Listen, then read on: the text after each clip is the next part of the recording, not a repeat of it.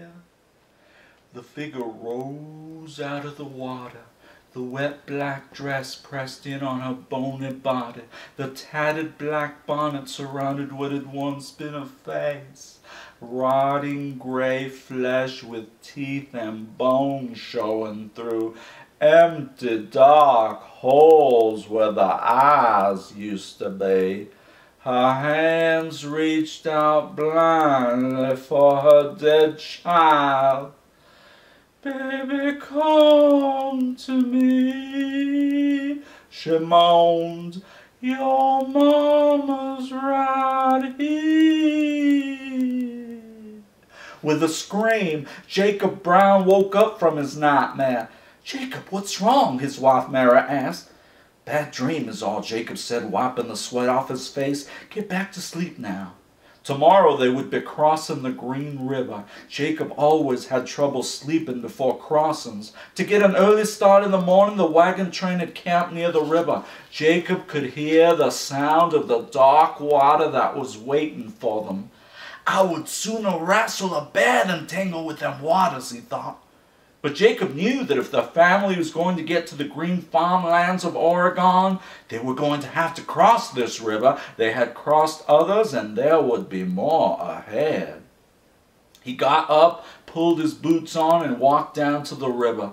Dawn still felt hours away. The moon did little to brighten the water or Jacob's troubled mind. After a while, he walked back to the wagons. In the morning, a tired Jacob hitched the oxen to the wagon and smiled when he saw his 3 young children running around. Things were always better in the morning. "Get on up here, you rascals," he told them. "It's time to go." In the distance, dark clouds colored the sky, but overhead it was blue as the first wagons began to cross the river. One behind the other, the heavy wagons moved slowly through the water, each making it safely to the other side. Finally, it was their turn. "Yah!" Jacob shouted to the oxen. "Do work!" By now the sky above had turned much darker, and the water had begun to rise. The river was moving much faster than when the first wagons crossed. At first, Jacob thought it was just his tired mind playing tricks on him. He could barely hear it above the noise of the rushing water. "Baby, come to me," it moaned softly. "Your mama's right here." Jacob swallowed hard and continued to drive the team. The animals did their best, but to Jacob it felt like giant snails were pulling the wagon. The force of the water made it harder and harder to keep on course. It started to rain, and then Jacob heard it again. She was closer and louder now, and Jacob had no doubt she was real. "Baby, come to me," she called again. "Your mama's right here." Through chattering teeth, Jacob urged the team forward. "Yah!" he ordered in a shaky voice. Get going!"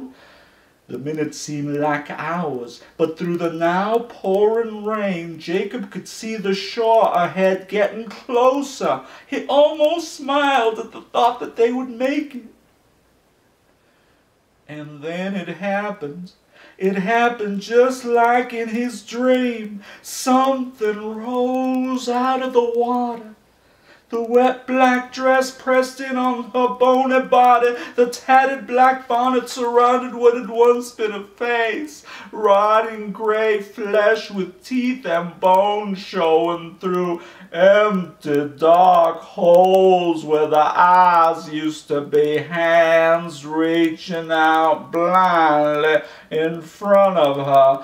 "Baby, come to me," she moaned loudly. "Your mama's right here." Suddenly, as Jacob screamed, the wagon hit a submerged boulder and rose in the air. Then, as Mary and the children screamed, the wagon tipped over. Jacob fell into the water and was carried downriver.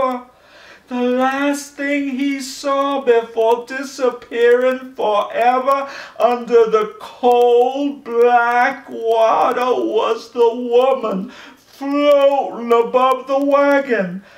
Baby, come to me.